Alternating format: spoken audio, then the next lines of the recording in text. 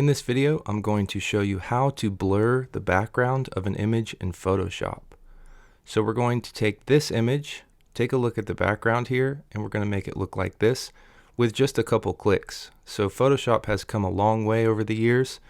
You don't have to waste your time with the 20-minute outdated tutorial on using a whole bunch of tools. So all you have to do to blur the background of this image is go up here to Filter, select Neutral Filters, and then scroll down to Depth Blur under Photography, turn it on, and then make sure that Focus Subject right here is selected. So keep an eye on the background right here.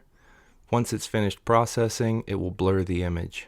Alright, so that looks pretty good. If we want to add more blur to the background, we can increase this blur strength dial right here.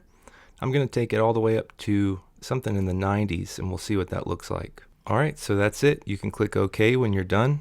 Hit Command D or Control D to deselect the image, and now you can export your image. So that is how you blur the background of an image in Photoshop. Here's the before, and here's the after. Thank you for watching. I'll see you in the next video.